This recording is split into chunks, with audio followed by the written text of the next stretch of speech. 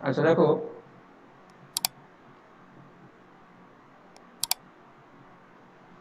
Current ইলেকট্রিসিটির বিভিন্ন কোয়ান্টিটিগুলির unit এবং ডাইমেনশন আমরা লাস্ট করছিলাম আগের দিন। আজকে আমরা যেটা করব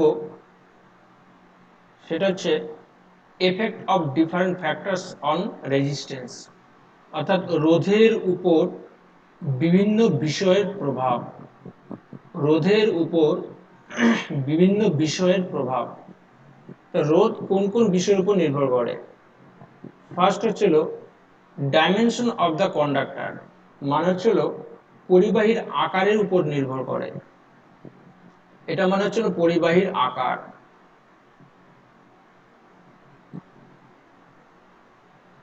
কিরকম ব্যাপারটা না, আমরা জানি জলের যখন প্রবাহ হয়, একটা মনে করো এরকম মোটা টিউব দিলাম আর একটা সরু টিউব দিলাম, বলতো কোনটার মধ্য দিয়ে জল ভালোভাবে পাস করতে পারবে?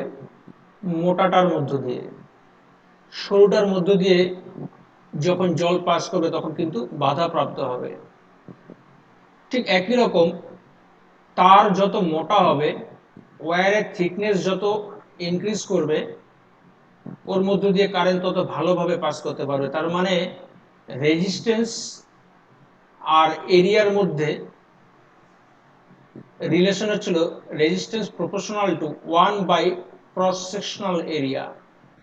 অর্থাৎ এরিয়া, ক্রস সেকশনাল এরিয়াটা যত বেশি হবে আমার রেজিস্ট্যান্স তত কমবে, তত ভালোভাবে কারেন্ট ফ্লো করতে পারবে। আবার দেখো, একটা টিউব মনে করো শর্ট লেন্থের আছে, আর একটা টিউব মনে করো লং লেন্থের আছে। টিউবের লেন্থ যত বেশি হবে ওয়াটার ফ্লো কিন্তু তত বেশি রেজিস্ট হবে, অর্থাৎ তত বেশি ওয়াটার ফ্লো বাধাপ্রাপ্ত হবে। তার মানে লেন্থ যত ইনক্রিজ করবে রেজিস্ট্যান্স তত বাড়বে, অর্থাৎ আর প্রপোর্শনাল টু এল। তাহলে এখানে আমরা দুটো জিনিস শিখলাম। ডাইমেনশন বলতে এখানে বোঝাচ্ছে ক্রস সেকশনাল এরিয়া, লেন্থ, এগুলির উপর তার মানে রেজিস্ট্যান্স ডিপেন্ড করে। ক্রস সেকশনাল এরিয়া যত আমাদের বেশি হবে রেজিস্ট্যান্স তত কম হবে। তার কারণটা হচ্ছিল আয়নগুলি তত আমাদের দূরে দূরে থাকবে, ইলেকট্রনগুলি ভালোভাবে পাস করতে পারবে। আর লেন্থ যত বেশি হবে তত বেশি আয়ন কি করবে, রেজিস্ট করবে ইলেকট্রনকে, যার জন্য আমাদের রেজিস্ট্যান্স ইনক্রিজ হবে। Material of the conductor, material of the conductor মানে ছিল বিভিন্ন ধরনের কন্ডাক্টরের রেজিস্ট্যান্স বিভিন্ন রকম। অ্যাকচুয়ালি কন্ডাক্টরের পার ইউনিট ভলিউমে নাম্বার অফ ইলেকট্রনের উপর ডিপেন্ড করে হচ্ছিল আমাদের রেজিস্ট্যান্সটা। আমরা এই চ্যাপ্টারের একদম শেষের দিকে যখন আমরা ওহমস ল প্রুভ করব, এই চ্যাপ্টারের শেষের দিকে যখন আমরা ওহমস ল প্রুভ করব তখন আমরা এটা দেখব যে রেজিস্ট্যান্স কিভাবে আমাদের মেটেরিয়ালের উপর ডিপেন্ড করে। মেটেরিয়ালের নাম্বার অফ ইলেকট্রন ডেন্সিটি যত আমাদের বেশি হবে রেজিস্ট্যান্স আমাদের তত কমবে। যেরকম সিলভারের রেজিস্ট্যান্স কম, তার থেকে আমার রেজিস্ট্যান্স বেশি হচ্ছিল কপারের। এরকম বিভিন্ন মেটেরিয়ালের রেজিস্ট্যান্স বিভিন্ন রকম হবে। Temperature of the conductor, temperature যত ইনক্রিজ করবে আমার আয়নগুলি তত বেশি ভাইব্রেট করবে। আর আয়ন যত ভাইব্রেশন বেশি হবে আয়নের, ওর মাঝখানে যে পার্টটা আছে যেটার মধ্যে দিয়ে ইলেকট্রনটা ফ্লো করে সেটা কিন্তু তত আমাদের বাধা পাবে, যার জন্য টেম্পারেচার ইনক্রিজ করলে আমার কন্ডাক্টরের রেজিস্ট্যান্স ইনক্রিজ করে। এবার তিনটে জিনিস আমরা বলবো যেটা সবার ক্ষেত্রে প্রযোজ্য নয়, কিছু কিছু পার্টিকুলার কন্ডাক্টরের ক্ষেত্রে প্রযোজ্য। যেরকম লাইট, সেলিনিয়াম, সেলিনিয়াম কন্ডাক্টরের ক্ষেত্রে দেখা যায় যে লাইট পড়লে এর রেজিস্ট্যান্স ডিক্রিজ করে। আবার ম্যাগনেটিক ফিল্ডের ক্ষেত্রে দেখা যায় যে বিসমাথের ক্ষেত্রে বিসমাথের ক্ষেত্রে ম্যাগনেটিক ফিল্ডের মধ্যে রাখলে পরে ওর রেজিস্ট্যান্স বেড়ে যায়। এগুলো হচ্ছে আমাদের পার্টিকুলার কয়েকটা কেসে হয়, সব সময় এগুলি হয় না। প্রেশার, যেরকম আমাদের কাঠকয়লা বা কার্বনের ক্ষেত্রে দেখা যায় যে প্রেশার ইনক্রিজ করলে কাঠকয়লার ভেতরে যে আমাদের বিভিন্ন রকম ফাঁকা জায়গাগুলির মধ্যে যে এয়ারগুলি থাকে, প্রেশার যদি অ্যাপ্লাই করো এয়ারগুলি বেরিয়ে যায়, যার জন্য আমাদের রেজিস্ট্যান্সটা কী হয়ে যায়। যখন আমি প্রেশার বাড়াবো, যেহেতু আমাদের ভেতরে যে এয়ার বাবলগুলি আছে কাঠকয়লার ভেতরে, সেগুলি বেরিয়ে যায়, যার জন্য রেজিস্ট্যান্স ডিক্রিজ করে যায়। তাহলে এটার উপর বেস করে কিন্তু আমাদের ফোন কাজ করে। ফোনে যে ডায়াফ্রাম আছে সেখানে প্রেশার অ্যাপ্লাই করা হয়। আমরা যখন কথা বললে তখন কিন্তু আমাদের ওখানে একটা প্রেশার পড়ে, ফোনে যে ডায়ালটা আছে সেখানে প্রেশার পড়ে। প্রেশার পড়লে কার্বনের রেজিস্ট্যান্স চেঞ্জ হয়, আর কার্বনের রেজিস্ট্যান্স চেঞ্জ হলে কারেন্টটা চেঞ্জ হয়। এই চেঞ্জিং কারেন্টটাকেই কিন্তু আমরা কি করি, একটা ওয়েভ হিসাবে, আমরা ইলেকট্রোম্যাগনেটিক ওয়েভ হিসাবে সেটাকে এক জায়গা থেকে আরেক জায়গায় পাঠাই, এবং সেটাকে আরেক জায়গায় কী হয়, রিসিভিং অ্যান্টেনায় রিসিভ করে, সেখানে আবার চেঞ্জিং কারেন্ট তৈরি হয়। সেই চেঞ্জিং কারেন্টটাকে কি করে, আবার সাউন্ডে কনভার্ট করে, তারপর আমরা সেই কথাটাকে শুনতে পারি। তাহলে এই আমাদের ছয়টা আমরা বললাম, ছয়টা জিনিসের উপর ডিপেন্ড করা হচ্ছিল রেজিস্ট্যান্স বা রোধ। তাহলে রোধ ডিপেন্ড করা হচ্ছিল আমাদের ডাইমেনশন অফ দ্য কন্ডাক্টর বা পরিবাহীর আকারের উপর। পরিবাহীর আকার বলতে এখানে আমাদের প্রস্থচ্ছেদের ক্ষেত্রফল আর লেন্থের কথা বলছি। প্রস্থচ্ছেদের ক্ষেত্রফল মানে হচ্ছিল এরিয়া অফ ক্রস সেকশন, আর লেন্থ মানে হচ্ছে তোমার লেন্থের উপর ডিপেন্ড করে। মেটেরিয়াল অফ দ্য কন্ডাক্টর বা পরিবাহীর উপাদানের উপর নির্ভর করে, আর টেম্পারেচার অফ দ্য কন্ডাক্টরের উপর ডিপেন্ড করে, লাইটের উপর ডিপেন্ড করে, ম্যাগনেটিক ফিল্ডের উপর ডিপেন্ড করে, আর প্রেশারের উপর ডিপেন্ড করে। এরপর হচ্ছিল আমরা একটু আগে দেখলাম যে R proportional to 1/a when L is constant, অর্থাৎ লেন্থ যদি তুমি চেঞ্জ না করো, এরিয়া ক্রস সেকশন যত ইনক্রিজ করবে রেজিস্ট্যান্স তত কমতে থাকবে। আবার এটাও দেখলাম R proportional to L when A is constant, অর্থাৎ এরিয়া অফ ক্রস সেকশন মানে প্রস্থচ্ছেদের ক্ষেত্রফল যদি তুমি চেঞ্জ না করো, তাহলে লেন্থ যত ইনক্রিজ করবা রেজিস্ট্যান্স তত বাড়বে। তাহলে এই দুটাকে একসাথে করলে আমরা বলতে পারি আর প্রপোর্শনাল টু L/A। তাহলে যখন আমরা ইকুয়াল করব তখন একটা কনস্ট্যান্ট আসবে। তাহলে এই কনস্ট্যান্টটাকে আমরা রো দ্বারা ডিনোট করি, রো L/A। এই রোটাকে বলা হয় স্পেসিফিক রেজিস্ট্যান্স। স্পেসিফিক রেজিস্ট্যান্স, এটা আরেকটা নাম আছে হচ্ছিল রেজিস্টিভিটি।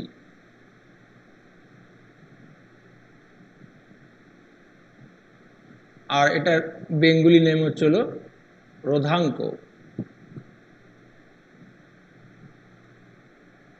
তাহলে R equal to rho L/A, এটা ছিল আমাদের এই চ্যাপ্টারের থার্ড ইম্পর্টেন্ট ফর্মুলা। প্রথম আমরা শিখছিলাম কারেন্ট ইকুয়াল টু হচ্ছিল চার্জ বাই টাইম, তারপরে আমরা শিখলাম হচ্ছিল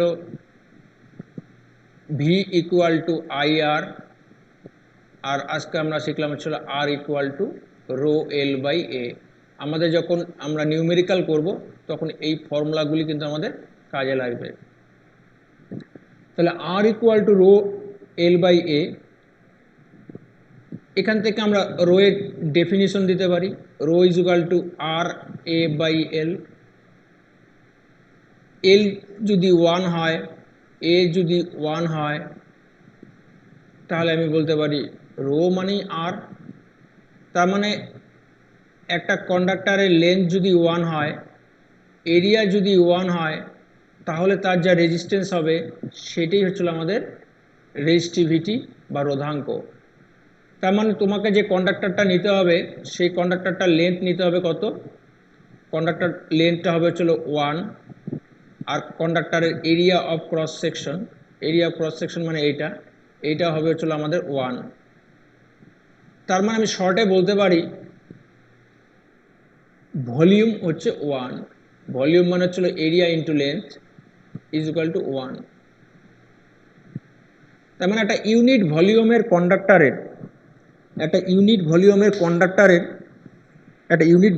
কন্ডাক্টরের যা রেজিস্ট্যান্স হবে সেটা কি বলবো আমরা রোধাঙ্ক বা স্পেসিফিক রেজিস্ট্যান্স বা রেজিস্টিভিটি। এবার রেজিস্টিভিটির ইউনিট কি হবে? রো ইকুয়াল টু এই ক্যাপিটাল আর এর ইউনিট হচ্ছে ওহম, এরিয়ার ইউনিট হচ্ছিল মিটার স্কোয়ার, আর লেন্থের ইউনিট হচ্ছিল মিটার। তাহলে একটা করে মিটার কেটে গিয়ে ওহম মিটার, এটা হচ্ছিল আমার ইউনিট হবে এসআই ইউনিট, আর সিজিএস ইউনিট হবে হচ্ছিল ওহম সেন্টিমিটার।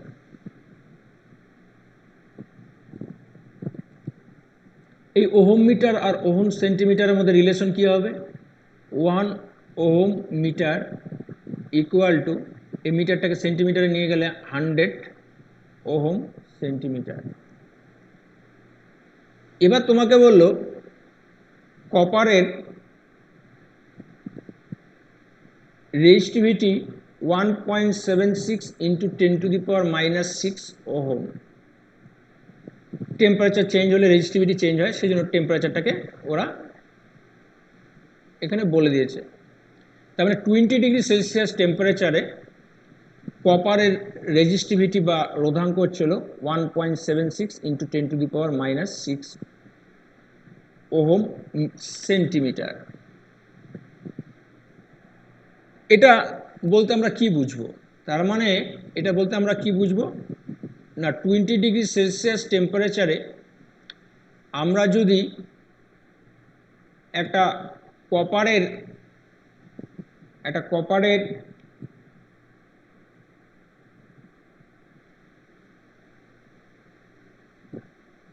ওয়্যার নেই, যার লেন্থ হচ্ছিল আমাদের 1 সেন্টিমিটার আর এরিয়া অফ ক্রস সেকশন হচ্ছিল 1 সেন্টিমিটার স্কোয়ার, তাহলে এই কপার ওয়্যারের রেজিস্ট্যান্সটা হবে হচ্ছিল আমাদের 1.76 ইন্টু 10⁻⁻6 ওহম।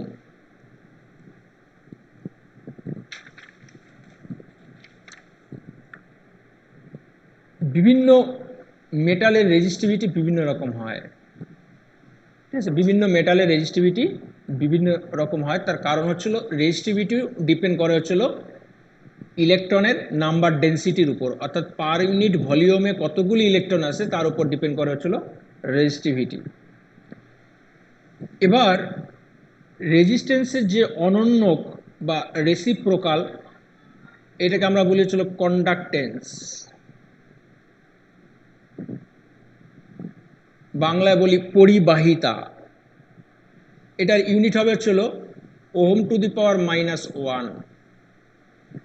আর রেজিস্টিভিটির যে অনন্যক বা রেসিপ্রোকাল, এটাকে বলবো আমরা কন্ডাক্টিভিটি, এটাকে আমরা সিগমা দ্বারা ডিনোট করি, এটাকে বলবো আমরা কন্ডাক্টিভিটি।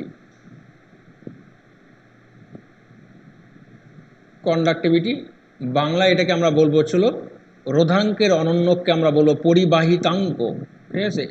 কন্ডাক্টেন্স মানে ছিল পরিবাহিতা, আর কন্ডাক্টিভিটি মানে হচ্ছিল পরিবাহিতাঙ্ক।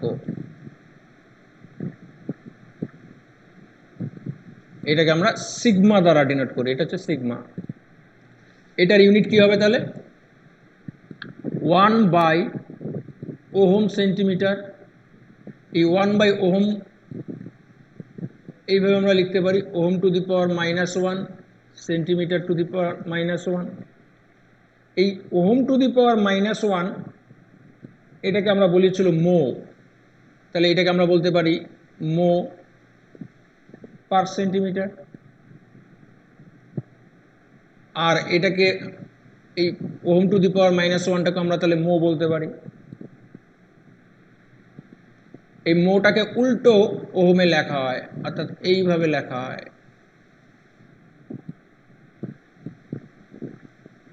এই মো ইউনিটটা এখন আর ইউজ করা হয় না, তার বদলে সিমেন্স কথাটা ইউজ করা হয়। তাহলে এটা হচ্ছিল সিমেন্স পার সেন্টিমিটার। সিমেন্স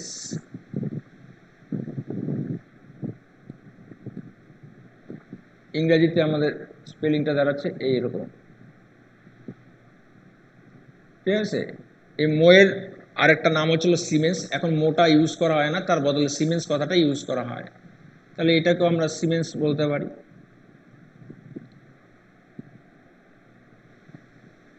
তাহলে এই হচ্ছে আমাদের মোটামুটি রেজিস্ট্যান্সের ব্যাপার। এরপর আমরা যেটা শিখবো সেটা হচ্ছিল শর্ট সার্কিট কি জিনিস। শর্ট সার্কিট আমরা কথাটা মাঝে মাঝে ইউজ করি বাড়িতে। শর্ট সার্কিট এটাকে আমরা বাংলায় বলবো চলো হ্রস্ব বর্তনী।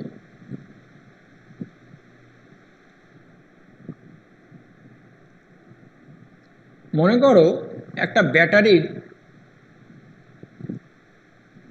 ব্যাটারির যে দুটো ইলেকট্রোড আছে, একটা ধরো পজিটিভ ইলেকট্রোড, একটা হচ্ছে নেগেটিভ ইলেকট্রোড। এই দুটো ইলেকট্রোড বা তড়িৎদ্বারকে আমরা যদি একটা প্রায় রোধহীন তার দ্বারা কানেক্ট করি, রোধহীন তার মানে হচ্ছিল আমরা এমন একটা ওয়্যার দিয়ে কানেক্ট করব যার রেজিস্ট্যান্স নেগলিজিবল, তাহলে যে সার্কিটটা পাবো আমরা সেটি হচ্ছে শর্ট সার্কিট। তাহলে কোনো একটা ইলেকট্রিক সোর্সের দুটো ইলেকট্রোডকে যদি আমরা নেগলিজিবল রেজিস্ট্যান্সের কোনো কন্ডাক্টিং ওয়্যার দ্বারা অ্যাড করি, তাহলে যে সার্কিট পাবো তাকে বলবো আমরা শর্ট সার্কিট। এই শর্ট সার্কিট হলে পরে কি হয়, যেহেতু আমাদের রেজিস্ট্যান্স নেগলিজিবল, তার জন্য আমাদের কারেন্টটা কি হয়, কারেন্টটা এখানে ম্যাক্সিমাম হয়। কারেন্টটা ম্যাক্সিমাম হওয়াতে আমাদের এখানে বেশি হিট প্রডিউস হয়, আর বেশি হিট প্রডিউস হলে পরে আমাদের কি হয়, ফিউজ উড়ে যায় যদি ফিউজ থাকে, আর না হলে পরে যে কোনো অ্যাক্সিডেন্ট হতে পারে, ঠিক আছে, সেই হিট থেকে আগুন লেগে যেতে পারে। আচ্ছা, এবার ওই যে আমরা বললাম তিনটে ফর্মুলা আমরা শিখলাম, I = Q/T, এটা দিয়ে আমরা একটা নিউমেরিক্যাল ইন্টিগ্রেশন করে দেখিয়েছিলাম। V = IR, যেটা দিয়ে আমরা এখনো পর্যন্ত কোনো নিউমেরিক্যাল করিনি। আর আজকে আমরা শিখলাম R = ρL/A। এই যে তিনটা ফর্মুলা, এই ফর্মুলাটা দিয়ে আমরা কয়েকটা নিউমেরিক্যাল আমরা করে দেখবো এখন কি দাঁড়ায়। ফার্স্ট যে নিউমেরিক্যালটা আমরা করব সেটা হচ্ছিল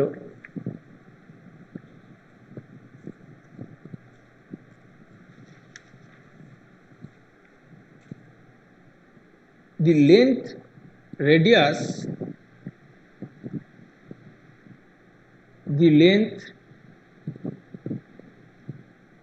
radius and resistivity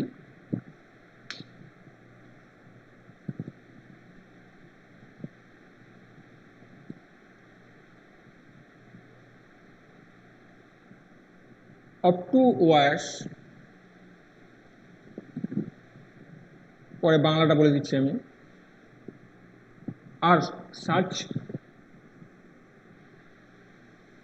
are each in the ratio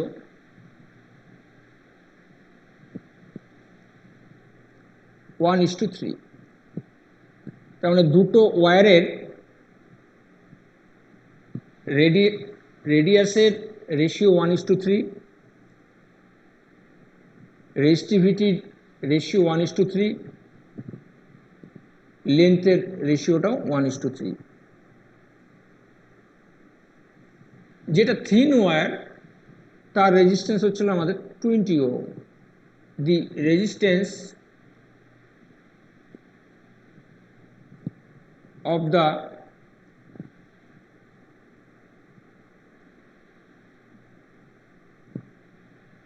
comparatively thin wire is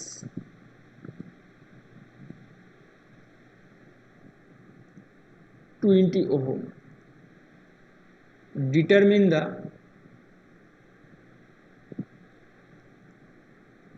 resistance of the other wire, অর্থাৎ দুটো ওয়্যার আছে যাদের লেন্থের রেশিও হচ্ছিল 1:3, তার মানে একটা লেন্থ যদি L1 হয় আর একটা লেন্থ যদি L2 হয় তাহলে তাদের রেশিও হচ্ছিল 1:3, তার মানে 1/3। রেডিয়াস বা ব্যাসার্ধের অনুপাত R1 R2 এটা দেওয়া আছে 1/3। রেজিস্টিভিটি বা রোধাঙ্কের অনুপাতও দেওয়া আছে 1/3। আর যেটা থিন সেটা রেজিস্ট্যান্স দেওয়া আছে হচ্ছিল 20 ওহম। ধরলাম প্রথমটাই থিন, কারণ হচ্ছিল প্রথমটার রেডিয়াস হচ্ছিল আমাদের 1:3 যেহেতু দেওয়া আছে, তার মানে R1টা ছোট হবে, তাহলে প্রথমটা রেজিস্ট্যান্স হচ্ছে 20 ওহম। সেকেন্ডটা রেজিস্ট্যান্স কত বার করতে বলছে। তাহলে ফার্স্ট ওয়্যারের রেজিস্ট্যান্স কত, ρ1 L1 by A1, ρ1 L1 by A1 মানে হচ্ছিল আমাদের এরিয়া, এরিয়া মানে হচ্ছিল পাই ডি স্কোয়ার বাই 4। এই ডিটা হচ্ছিল আমাদের ডায়ামিটার। আচ্ছা, ও রেডিয়াসই দেওয়া আছে, তাহলে পাই আর স্কোয়ার। আর সেকেন্ডটা রেজিস্ট্যান্স হচ্ছে R2 equal to rho 2 L2 by pi R2 square. এটা একবার আমি এরিয়াটা লিখে দিলাম পাই R2 স্কোয়ার। তাহলে R2 বাই R1 যদি করি আমরা, তাহলে এই দুটাকে যদি ডিভাইড করি তাহলে আসবে হচ্ছিল ρ2 by ρ1 into L2 by L1 into এই পাই পাই ক্যান্সেল হয়ে যাবে যখন ডিভাইড করব, R1 square by R2 square.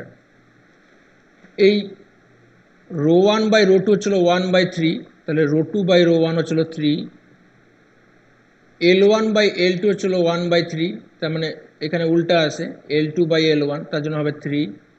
R R1 by R2 মানে হচ্ছে 1/3, যেহেতু এখানে R1 by R2 whole square আছে, তাহলে 1/3 হোল স্কোয়ার ইকুয়াল টু 1। তাহলে R2 by R1 equal to 1, তাহলে আমি বলতে পারি R2 equal to R1 equal two 20 ohm.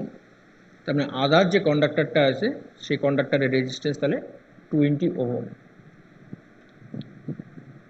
এরপর আরেকটা numerical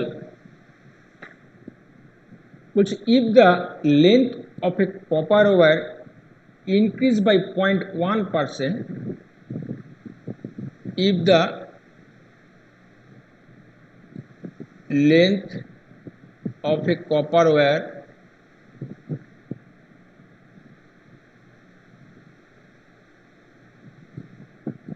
is increased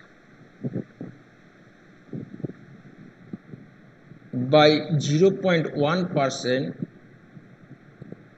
so that the resistance of the copper wire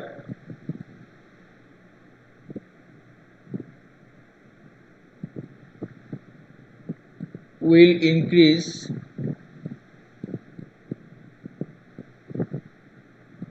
by 0.2%।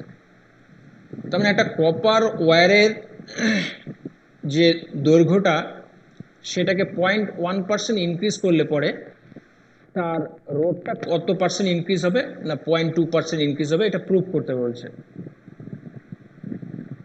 তাহলে প্রথমে যে ওয়্যারটা ছিল তার রেজিস্ট্যান্স ছিল আমাদের রো L1 বাই A1,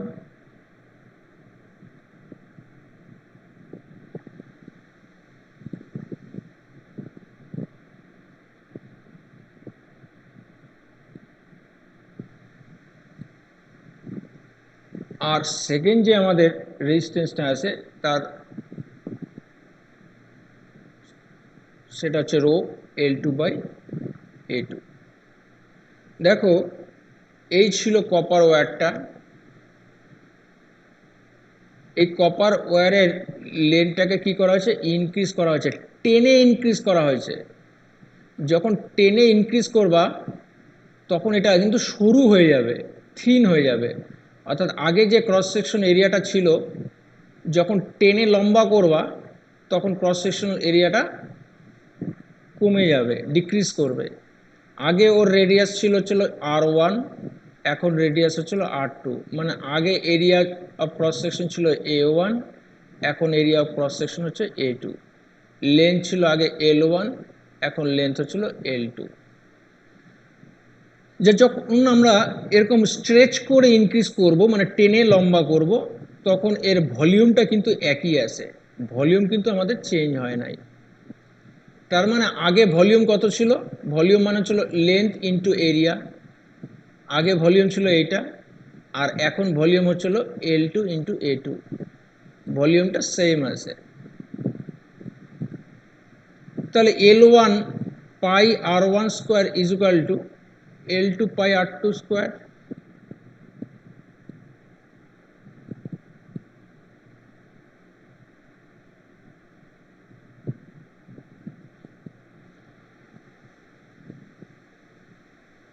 তাহলে আমরা বলতে পারি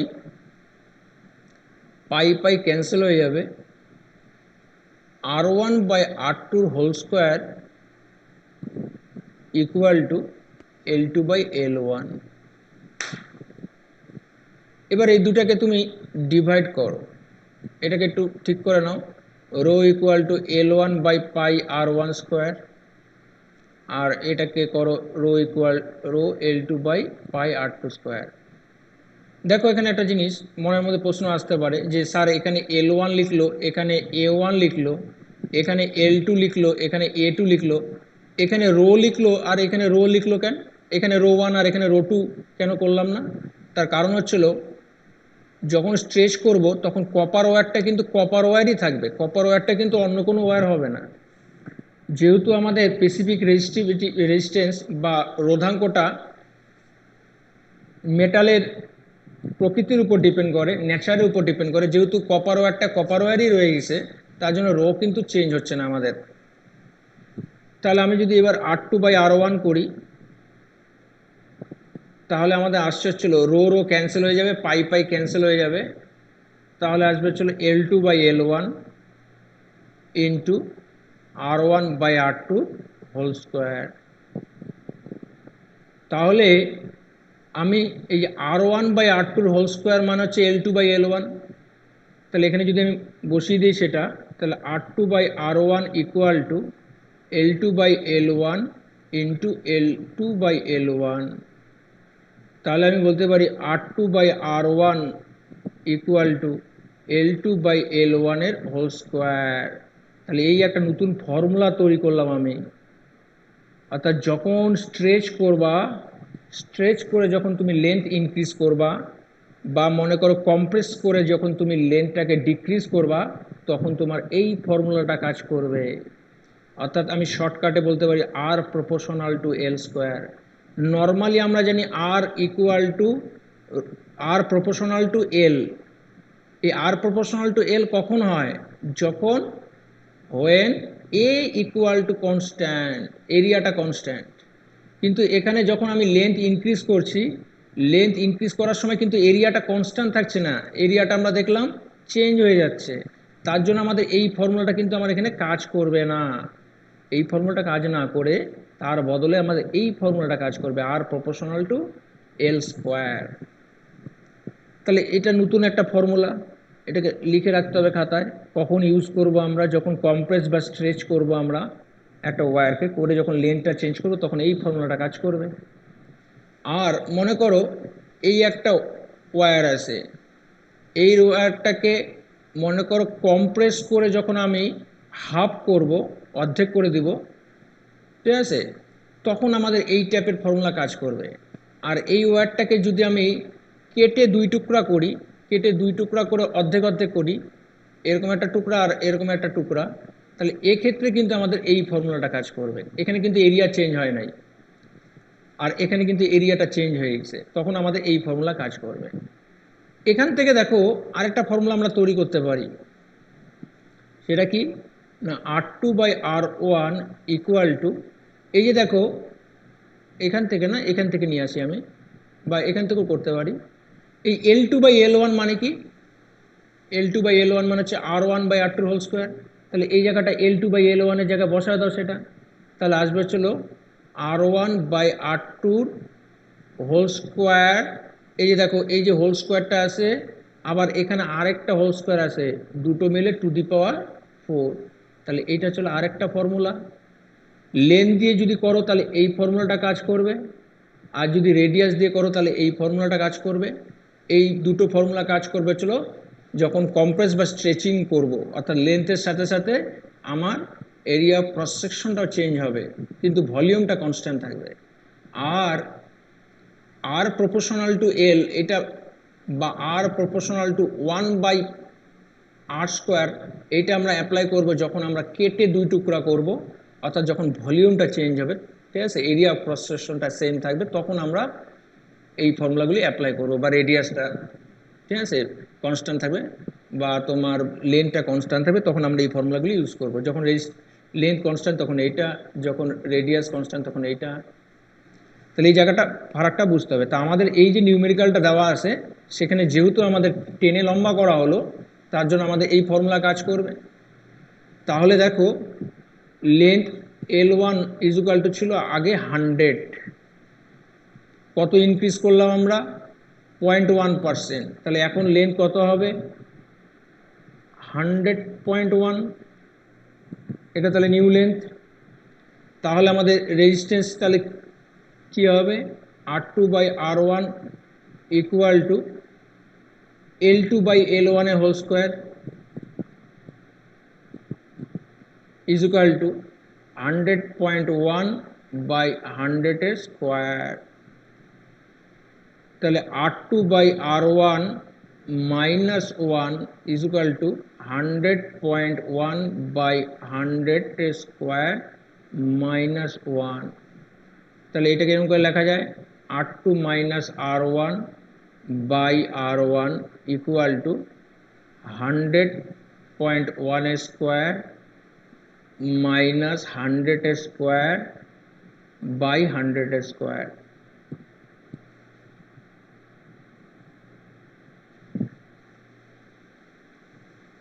এবার যেহেতু পার্সেন্টেজ চেঞ্জ বার করতে বলছে, তাহলে ইন্টু 100 করি, দুই পাশে 100 দিয়ে মাল্টিপ্লাই করলে পরে 100 ক্যান্সেল হয়ে একটা 100 থাকলো। আর উপরে দেখো এ স্কোয়ার মাইনাস বি স্কোয়ারের ফর্মুলা পড়ে গেছে, তাহলে এ প্লাস বি যদি করি তাহলে 200.1, আর এ মাইনাস বি করলে ইন্টু 0.1/100 ইজুকাল টু আমাদের কত আসবে, এটা ইজুকাল টু মোটামুটি 0.2%-এর মতনই আসছে। তাহলে রেজিস্ট্যান্স আমার 0.2% ইনক্রিজ হচ্ছে। আচ্ছা, এবার এটাকে শর্টকাটও করা যায়, কিন্তু শর্টকাট করার একটা কন্ডিশন আছে, যখন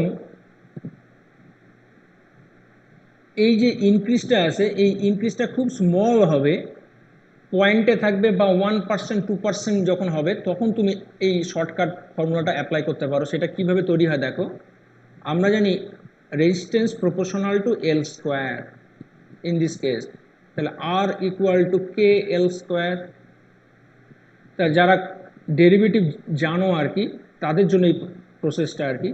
এটাকে আমরা প্রথমে দুই পাশে লগ নিব, তাহলে log R equal to log K L square. তাহলে লগ আর ইকুয়াল টু, এতগুলি স্টেপ করবে না, যারা জানো তারা শর্টকাটেই করতে পারবে আরও, log K plus log L square. এই এল স্কোয়ারের টুটা সামনে চলে আসলো, যারা লগ জানো আর কি। তাহলে এবার আমরা ডেরিভেটিভ করব, যাদের ডেরিভেটিভ যারা শিখছো আর কি, তারা জানো লগের ডেরিভেটিভ করলে এটা আসবে ডিআর বাই আর। লগ কে হচ্ছিল কনস্ট্যান্ট, কনস্ট্যান্টের ডেরিভেটিভ করলে আসবে 0, 2 এই লগ এল এর ডেরিভেটিভ করলে কত হবে, লগ আর এর ডেরিভেটিভ করলে ডিআর বাই আর হলে লগ এল এর ডেরিভেটিভ হবে ডিএল বাই এল। তাহলে এই ডিআর মানে হচ্ছিল change of resistance by initial resistance into 100, এটি হচ্ছিল আমাদের শতকরা পরিবর্তন বা পার্সেন্টেজ চেঞ্জ। এইটা is equal to 2 D L by L into 100, দুই পাশে 100 দিয়ে মাল্টিপ্লাই করলাম। এবার এইটা ওরা দিয়ে দিছে দৈর্ঘ্যের শতকরা পরিবর্তন বা লেন্থ কতটা পার্সেন্টেজ ইনক্রিজ সেটা ওরা বলে দিছে 0.1%। তাহলে এখানে বসায় দাও 2 ইন্টু 0.1% ইজ ইকুয়াল টু 0.2%। তাই এরকম টাইপের নিউমেরিক্যাল হয় আর কি। তা তোমরা তোমাদের কাছে যে বই আছে আর কি সেই বইয়ের থেকে তোমরা এই নিউমেরিক্যালগুলি ট্রাই করবা, ঠিক আছে। এরপরে আমরা দেখব রেজিস্ট্যান্স টেম্পারেচার উপর কিভাবে ডিপেন্ড করে। দেখো at 0 ডিগ্রি সেলসিয়াস টেম্পারেচার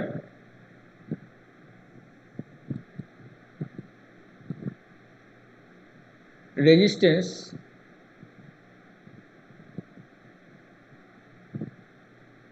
হচ্ছিল আর সাফিক্স 0।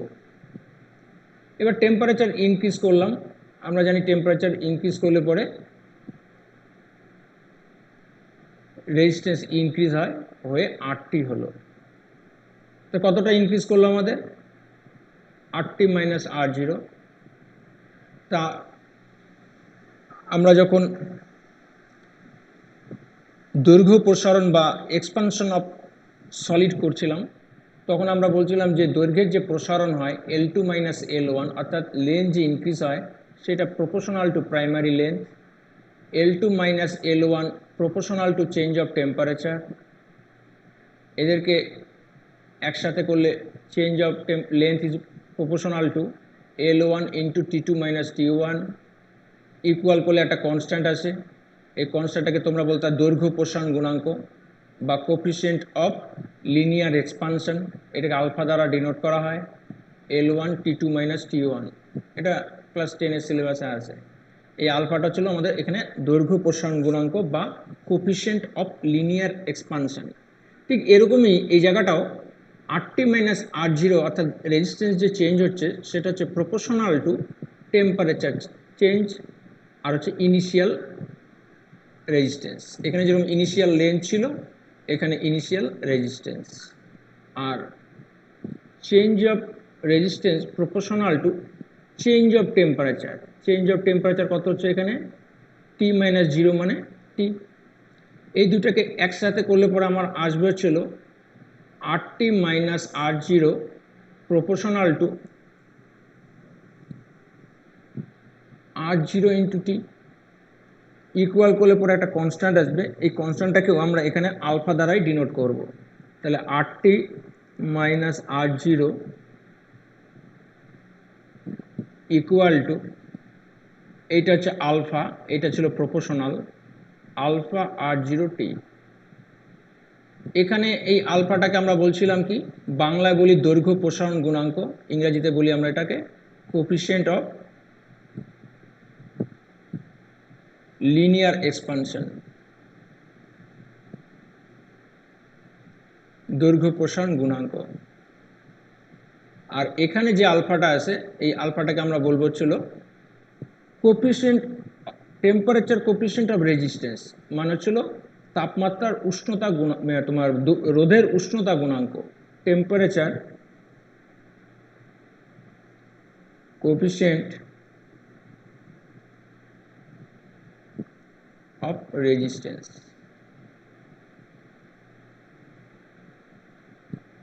বাংলায় বলবো আমরা রোধের উষ্ণতা গুণাঙ্ক।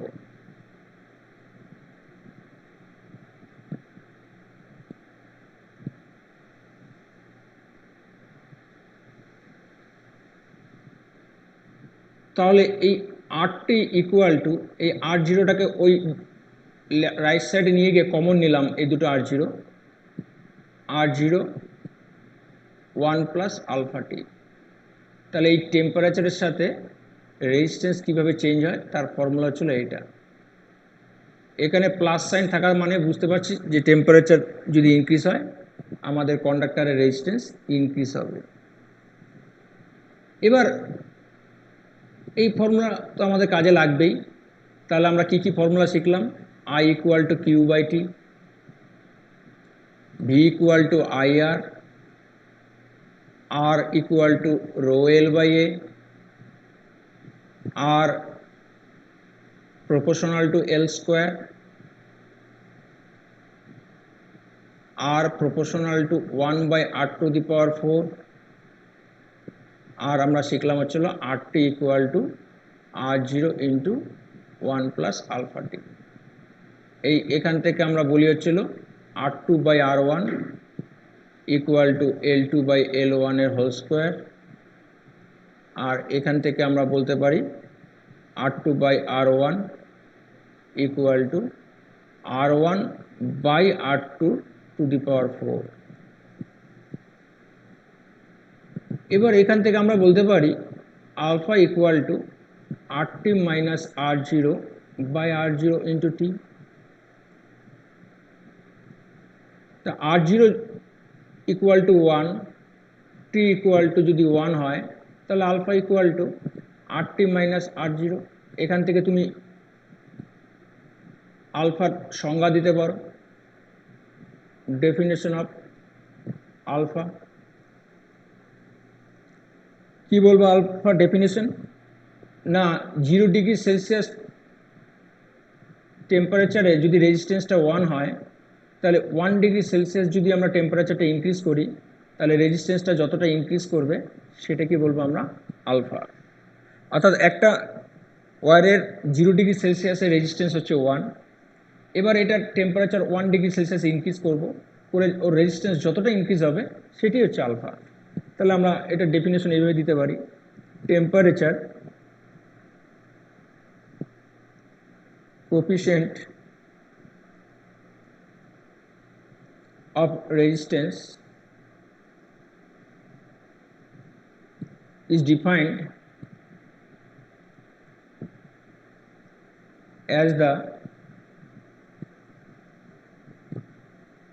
change in resistance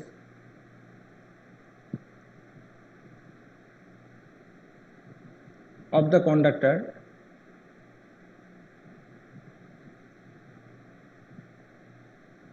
per unit resistance at 0 degree Celsius for 1 degree Celsius rise in temperature। এটা তোমরা বাংলা করে নিতে পারো সুন্দরভাবে। অর্থাৎ আমাদের 0 ডিগ্রিতে রেজিস্ট্যান্সটা যদি ইউনিট হয় 1 হয়, 0 ডিগ্রি সেলসিয়াস টেম্পারেচারের রেজিস্ট্যান্সটা যদি 1 হয় তাহলে 1 ডিগ্রি সেলসিয়াস টেম্পারেচার রাইজ করলে পরে আমার যতটা রেজিস্ট্যান্স চেঞ্জ হবে তাকেই আমরা বলবো চলো টেম্পারেচার কোএফিসিয়েন্ট অফ রেজিস্ট্যান্স বা রোধের উষ্ণতা গুণাঙ্ক। এবার alpha equal to RT minus R0 by R0 into T. এখান থেকে আলফার ইউনিট বার করে নিতে পারি। এই RT মাইনাস R0 ইউনিট হচ্ছে আমাদের ওহম, R0 ইউনিট হচ্ছে ওহম, আর এটা ছিল আমাদের degree Celsius. Ohm ohm cancel হয়ে গেল, তাহলে ইউনিট কি দাঁড়াচ্ছে গিয়ে আমাদের? ইউনিট হচ্ছিল পার ডিগ্রি সেলসিয়াস। আমাদের যে দৈর্ঘ্য প্রসারণ গুণাঙ্ক বা কোএফিসিয়েন্ট অফ লিনিয়ার এক্সপানশন ছিল এই আলফা, এই আলফাটার ইউনিটও আমরা দেখছিলাম পার ডিগ্রি সেলসিয়াস বা পার ডিগ্রি ফারেনহাইট বা পার কেলভিন, ঠিক আছে? সেম এটারও ইউনিটটা। এবার এই আলফা পজিটিভও হতে পারে, আলফা নেগেটিভও হতে পারে। যেরকম silver, copper,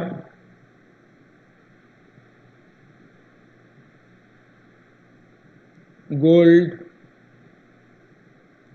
aluminium,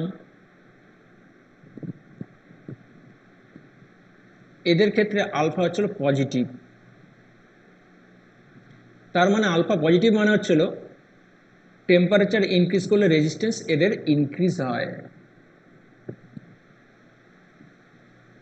RT equal to R0 1 plus alpha T. এই আলফা পজিটিভ হওয়াতে বুঝতে পারছি যে টেম্পারেচার ইনক্রিজ হলে রেজিস্ট্যান্সটা ইনক্রিজ হচ্ছে, যেহেতু প্লাস সাইন আছে এখানে। আর তুমি যদি কনস্ট্যান্ট টেন নাও,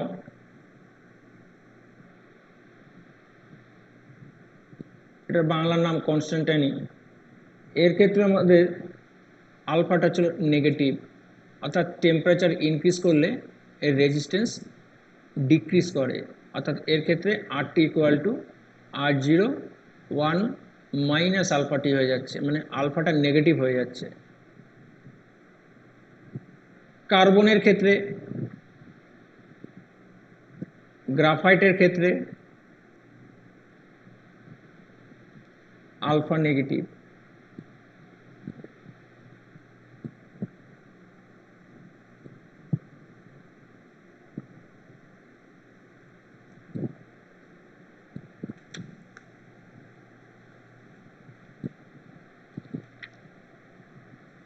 এরপর আমাদের যেটা লাগবে সেটা হচ্ছিল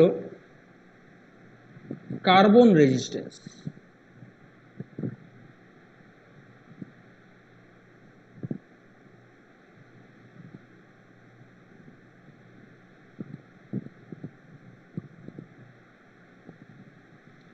কার্বন রেজিস্টর, রেজিস্টর মানে হচ্ছিল রোধক, রেজিস্টর মানে হচ্ছিল রোধক, অর্থাৎ কার্বন রোধক, বাংলাটা হবে ছিল কার্বন রোধক।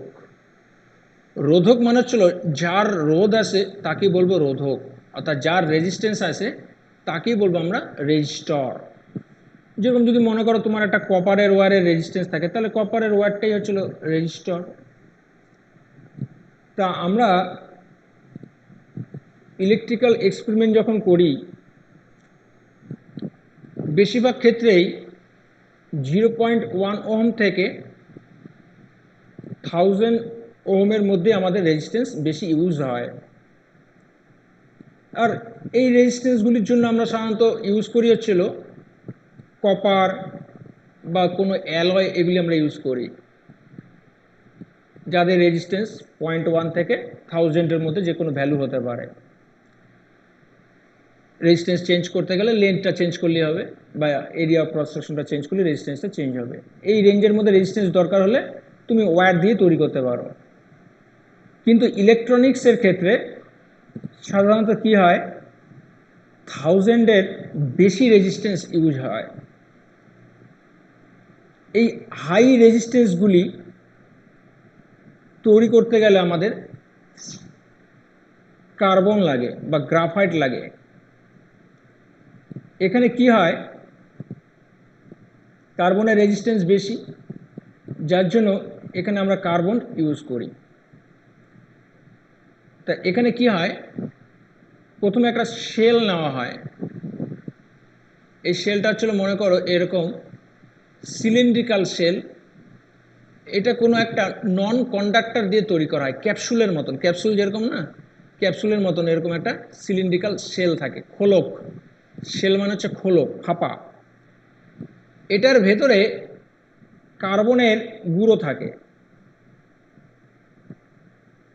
এটার লেন্থ মোটামুটি 1 সেন্টিমিটারের মতন হয়, আর ব্যাস বা ডায়ামিটারটা মোটামুটি 2 মিলিমিটার টু 5 মিলিমিটারের মতন হয়।